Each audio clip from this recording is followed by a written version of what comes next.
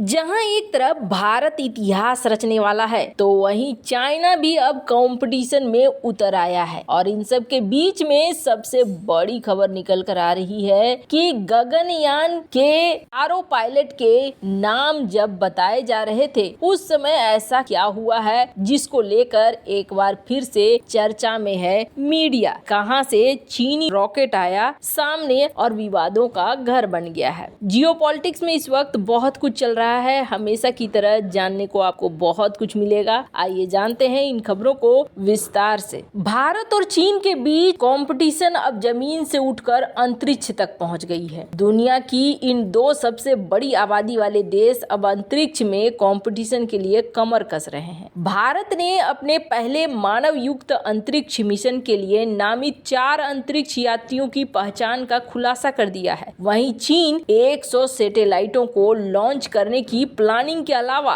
2 मानव युक्त अंतरिक्ष उड़ान मिशन शुरू करने जा रहा है। इसी हफ्ते भारत ने अपने विकास को गति देते हुए अपने अंतरिक्ष क्षेत्र में 100% प्रत्यक्ष विदेशी निवेश की घोषणा की है। वर्तमान में वैश्विक अंतरिक्ष अर्थव्यवस्था में 2% हिस्सेदारी के साथ भारतीय अंतरिक्ष अर्थव्यवस्था का मूल्य लगभग 8.4 बिलियन अमेरिकी डॉलर है। लगभग 8% वैश्विक हिस्सेदारी के साथ 2033 तक इसके 44 बिलियन अमेरिकी डॉलर तक पहुंचने का अनुमान है। 2040 तक इसके 1 ट्रिलियन डॉलर का उद्योग होने की उम्मीद है। जब से भारत सरकार ने इस क्षेत्र को निजी खिलाड़ियों के लिए खोला है तब से करीब 100 बड़े स्टार्टअप सामने आए हैं। पिछले 10 सालों में भारत ने करीब 400 सैटेलाइट लॉन्च किए हैं, जबकि उससे 10 साल पहले सिर्फ 33 सैटेलाइट लॉन्च किए गए। पहली भारतीय मानव अंतरिक्ष उड़ान 2024-2025 में लॉन्च होने वाली है। पृथ्वी पर वापस लाए जाने से पहले अंतरिक्ष यान 3 लोगों के दल को लेकर पृथ्वी का परिक्रमा करेगा। भारत निर्मित अंतरिक्ष यान में अंतरिक्ष में जाने के लिए प्रशिक्षित 4 भारतीय वायुसेना पायलटों के पहचान का खुलासा करते हुए पीएम मोदी ने कहा कि 2035 तक भारत के पास अपना अंतरिक्ष स्टेशन होगा जो हमें अंतरिक्ष के अज्ञात विस्तार का अध्ययन करने में मदद करेगा। अमृतकाल की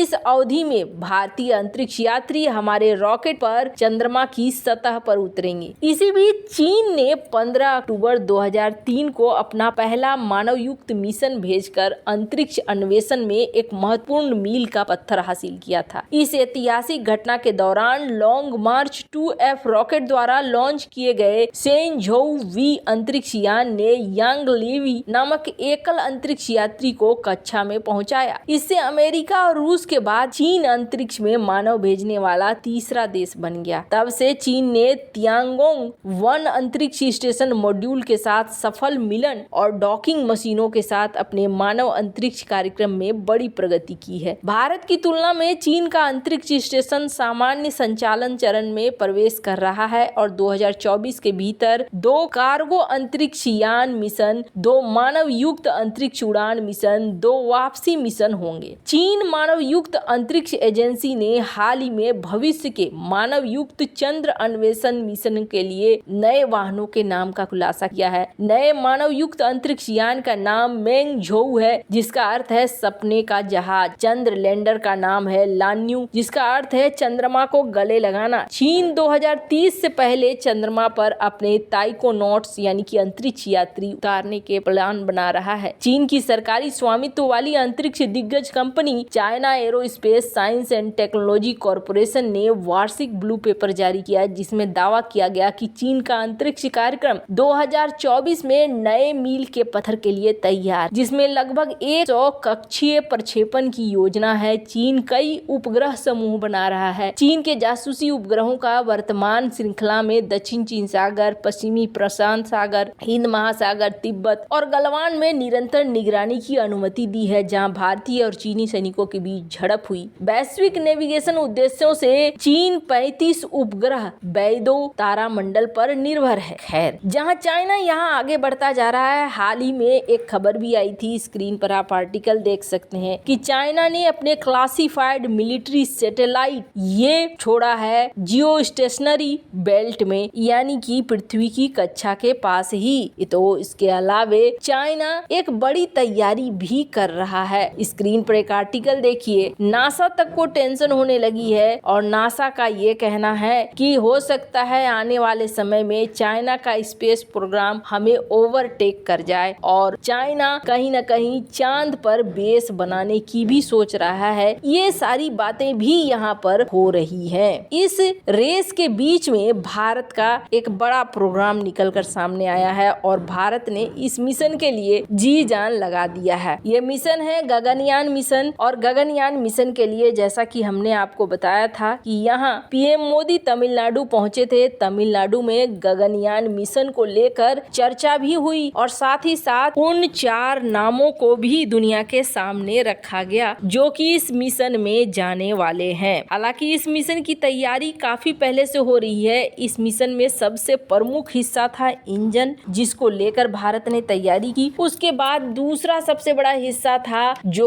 सूट है, क्योंकि ये सूट बहुत ज्यादा महत्वपूर्ण है।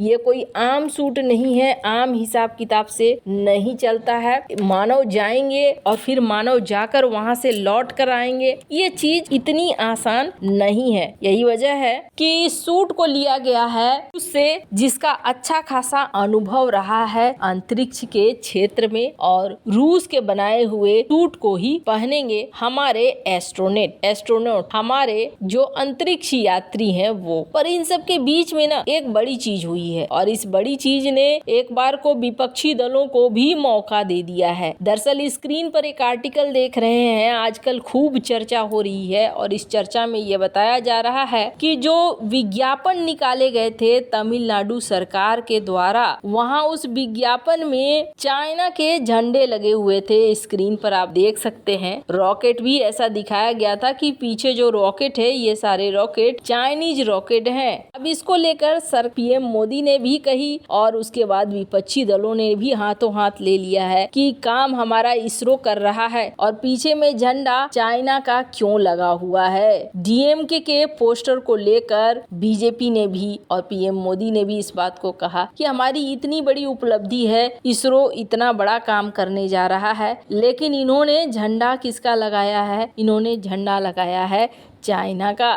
खैर, अब इनके तरफ से अभी तो फिलहाल कोई कथित तौर पर सफाई नहीं आई है। बस हिंदुस्तान टाइम्स में एक खबर ये आई है कि पीएम मोदी ने भी तो शी जिनपिंग को बुलाया था, उन्होंने तो उन्हें अपना दुश्मन नहीं बताया है। इस तरीके से कुछ सफाइयां दी गई है। पर आपको बता दें ये बात बहुत बड़ी सच्चाई है कि इसरो की ये बहुत महान और बड़ी उपलब्धि होने वाली है, क्योंकि आने वाले समय में बहुत ज्यादा महत्व होने वाला है अंतरिक्ष का और अंतरिक्ष ही एक अगला टारगेट बनने वाला है इंसानों के लिए। वैसे आपको क्या लगता है इन सब मामले में? आपकी क्या राय है? कमेंट कर जरूर बताएं। जल्द मिलते हैं अगले वीडियो में नई खबर के साथ।